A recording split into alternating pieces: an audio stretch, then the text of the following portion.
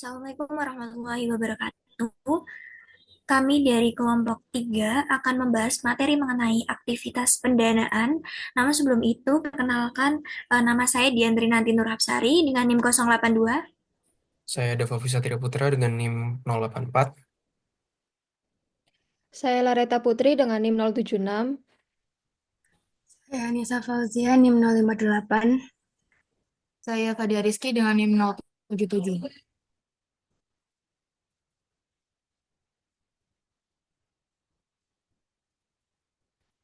Baik, materi yang pertama akan dijelaskan oleh rekan saya. Oke, baik. Untuk materi yang pertama ini mengenai analisis aktivitas pendanaan. Nah, di sini akan difokuskan untuk liabilitas atau utang. Nah, jadi bisnis itu ditandai dengan adanya pendanaan baik berupa liabilitas, ekuitas maupun keduanya. Nah, utang itu merupakan kewajiban yang harus dibayar oleh perusahaan di mana terdapat suatu transaksi di masa lalu. Nah, utang ini itu tidak mempengaruhi nilai perusahaan, tetapi mempengaruhi nilai sahamnya. Nah, kemudian terdapat dua jenis liabilitas. Yang pertama adalah financing liabilities dan yang kedua adalah operating liabilities. Nah, untuk yang pertama, financing liabilities itu merupakan uh, kewajiban pendanaan yang merupakan seluruh bentuk pendanaan kredit seperti wesel bayar, wesel bayar jangka panjang, dan obligasi, kemudian pinjaman jangka pendek, dan sewa. Nah, lalu untuk operating liabilities itu merupakan kewajiban operasi yang mana timbul dari operasi seperti kreditor perdagangan, kemudian kredit yang ditangguhkan, dan kewajiban pensiun. Next. Selanjutnya adalah klasifikasi liabilitas. Liabilitas atau liabilities adalah kewajiban keuangan suatu entitas yang timbul akibat transaksi masa lalu dan akan diselesaikan di masa depan melalui pengeluaran sumber daya ekonomi. Contohnya bisa bayar kas, barang, atau jasa. Nah, liabilitas itu pada umumnya dikelompokkan menjadi dua. Yang pertama itu ada liabilitas jangka pendek atau current liabilities. Nah, liabilitas jangka pendek ini adalah kewajiban yang harus diselesaikan dalam waktu kurang dari 1 tahun atau dalam siklus operasi normal perusahaan. Itu dipilih mana yang lebih lama. Nah, yang kedua itu ada liabilitas jangka panjang atau non-current liabilities. Di mana yang sudah saya jelaskan tadi sebelumnya bahwa liabilitas jangka pendek itu adalah kewajiban yang harus diselesaikan dalam kurun waktu 1 tahun. Nah, untuk liabilitas jangka panjang ini itu tuh kewajiban ini tuh harus diselesaikan bisa lebih dari 1 tahun dan biasanya periode pembayarannya itu bisa lebih dari 12 bulan. Nah, untuk contoh dari liabilitas jangka pendek itu ada utang usaha, pinjaman jangka pendek, kewajiban sewa jangka pendek, dividen yang harus dibayarkan, dan pendapatan diterima di muka.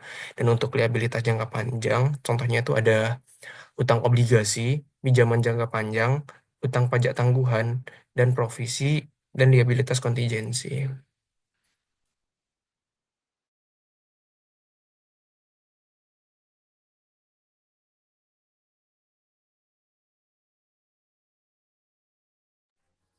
Baik, yang selanjutnya mengenai analisis terhadap leasing. Jadi leasing itu adalah perjanjian antara lessor, yaitu pemilik aset, dan lessee, yaitu pihak yang menggunakan aset tersebut. Nah, dalam kontrak leasing sendiri, lessee mendapatkan hak untuk menggunakan aset selama jangka waktu tertentu dengan imbalan pembayaran yang disebut minimum lease payment. Nah, dalam akuntansi sendiri, leasing diklasifikasikan menjadi dua jenis.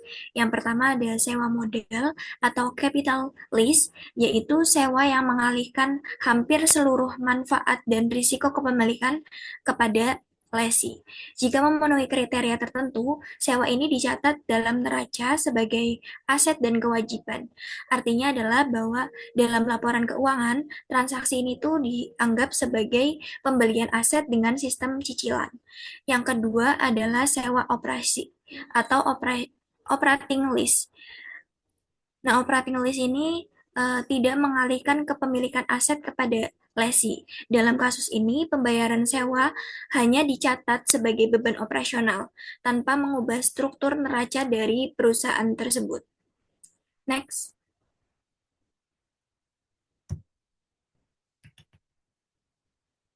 Oke, selanjutnya ada mengenai dampak leasing terhadap laporan keuangan. Nah, jika suatu perusahaan menggunakan sewa operasi, maka kewajiban leasing tidak muncul di dalam neraca. Ini artinya bahwa perusahaan itu tampak memiliki utang yang lebih rendah, sehingga rasio keuangannya itu akan terlihat lebih baik. Misalnya, debt to equity ratio menjadi lebih kecil. Selain itu, karena pembayaran sewa ini dianggap sebagai beban operasional, maka perusahaan bisa melaporkan laba lebih tinggi di awal dibandingkan dengan sewa modal itu sendiri. Sebaliknya, kalau misalkan suatu sewa diklasifikasikan sebagai sewa modal, perusahaan itu harus mencatat di neraca sebagai aset dan kewajiban. Ini bisa meningkatkan total utang perusahaan yang dapat membuat rasio keuangan seperti return on asset atau ROA terlihat lebih rendah. Beban yang diakui juga lebih besar di awal masa sewa karena biaya bunga dan depresiasi aset yang dihitung harus sesuai.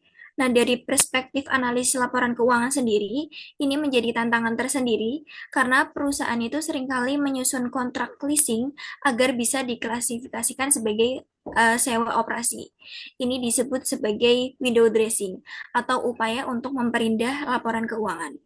Oleh karena itu, seorang analis harus jeli melihat struktur leasing perusahaan dan mempertimbangkan kembali dampaknya pada analisis keuangan mereka. Jadi pemahaman terkait dengan leasing ini bukan hanya penting bagi akuntan, tetapi juga bagi investor dan seorang analisis keuangan dalam menilai kinerja dan kesehatan finansial dari suatu perusahaan. Baik, selanjutnya.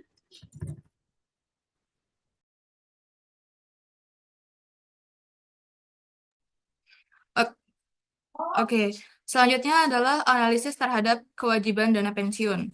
Nah, kewajiban dana pensiun adalah liabilitas yang timbul dari kewajiban perusahaan untuk membayar manfaat pensiun kepada karyawannya di masa depan. Nah, dalam beberapa konteks aktivitas pendanaan, analisis terhadap kewajiban dana pensiun itu mencakup beberapa aspek utama, 5 aspek ini. Yang pertama adalah kesehatan keuangan dana pensiun.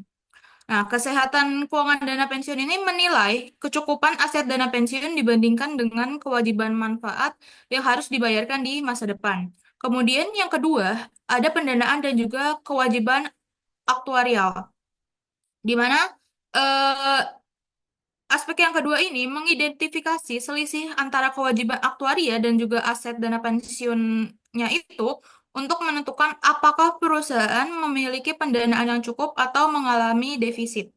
Nah, yang ketiga, dampak terhadap laporan keuangan. Kewajiban dana pensiun yang tidak didanai sepenuhnya dapat mempengaruhi neraca perusahaan dan juga meningkatkan risiko keuangan. Keempat, strategi investasi dana pensiun. Strategi ini menganalisis bagaimana perusahaan mengalokasikan dana pensiunnya itu untuk memastikan pertumbuhan aset yang cukup guna memenuhi kewajiban jangka panjangnya. Kemudian yang kelima adalah risiko dan juga volatilitas. Risiko dan volatilitas ini ya, faktor seperti perubahan tingkat suku bunga, harapan hidup, dan juga inflasi. eh, Ketiganya itu dapat mempengaruhi besaran kewajiban pensiun dan juga strategi pendanaan yang dibutuhkan. Oke, next. Nah, untuk persyaratan akuntansi pensiun, aturan akuntansi untuk manfaat pasca kejar pensiun itu diatur oleh ASC 715 dan juga IAS 19. Nah, yang memiliki prinsip serupa untuk pensiun dan OPIB OPIB. Nah, fokus utama akuntansi pensiun adalah menjaga stabilitas pengukuran biaya pensiun. Kemudian ada nama itu net periodic pension cost, biaya pensiun periodik bersih. Dalam laba bersih itu mengecualikan komponen yang berfluktuasi tinggi seperti keuntungan ataupun kerugian aktuarial, biaya layanan sebelumnya, dan juga pengembalian aktual aset dana pensiun. Nah, komponen ini ditangguhkan dan diamortisasi secara bertahap. Kemudian yang kedua itu neraca mencerminkan status pendanaan dana pensiun, yaitu selisih antara aset dana dan juga aset dana pensiun dan juga kewajiban pensiunnya. Terus yang ketiga adalah keterkaitan dengan laporan laba rugi. Nah, keterkaitannya itu komponen yang ditangguhkan dimasukkan ke dalam Other Comprehensive Income atau OCI dan terakumulasi dalam Accumulated Other Comprehensive Income di ekuitas pemegang saham. Next. Next. Oke, status yang diakui dalam neraca dalam konteks dana pensiun. Nah, akuntansi pensiun saat ini itu mengakui status pendanaan atau status dana pensiunnya itu dalam neraca, di mana itu tuh dihitung sebagai selisih antara nilai pasar aset dana pensiun dan juga kewajiban pensiun. Nah, kewajiban pensiun itu dihitung berdasarkan projected benefit obligation, yaitu estimasi manfaat pensiun berdasarkan gaji saat pensiun itu, bukan gaji yang saat ini. Terus kemudian pelaporan di neraca. Pelaporan di neracanya itu aset dan kewajiban dana pensiun tidak dilaporkan secara terpisah, tetapi dikompensasikan sebagai satu angka atau funded status tadi. Nah, kemudian funded status itu tidak ditampilkan sebagai pos terpisah di neracanya, melainkan termasuk dalam berbagai aset dan juga liabilitas perusahaan. Selanjutnya akan dijelaskan oleh rekan saya. Untuk materi selanjutnya yaitu analisis terhadap kontingen liability. Jadi kontingensi sendiri adalah potensi keuntungan dan kerugian yang resolusinya bergantung pada satu atau lebih peristiwa di masa depan. Lalu kontingensi kerugian adalah klaim potensial atas sumber daya perusahaan dan dikenal sebagai kewajiban kontingensi. Kewajiban kontingensi sendiri itu dapat muncul dari litigasi, ancaman pengambil alihan, pengumpulan piutang, klaim yang timbul dari produk garansi atau cacat, jaminan kinerja, penilaian pajak, risiko yang diasuransikan sendiri, dan kerugian properti yang fatal. Next. Lalu materi yang terakhir ada analisis kontingen liability. Jadi analisis kontingen liability ini catatan pengungkapan untuk kontingensi. Biasanya ini mencakup ada deskripsi kewajiban kontingensi dan tingkat risiko. Yang kedua ada jumlah potensial dari kontingensi dan bagaimana partisipasi orang lain diperlakukan dalam menentukan paparan risiko. Dan yang terakhir ada biaya jika ada terhadap pendapatan untuk memperkirakan kerugian kontingen. Lalu untuk komitmen sendiri adalah klaim potensial terhadap sumber daya perusahaan karena kinerja di masa depan di bawah kontrak. Biasanya mereka itu tidak diakui dalam laporan keuangan karena peristiwa seperti penandatanganan kontrak eksekutif atau penerbitan pesanan pembelian bukanlah transaksi yang selesai. Next.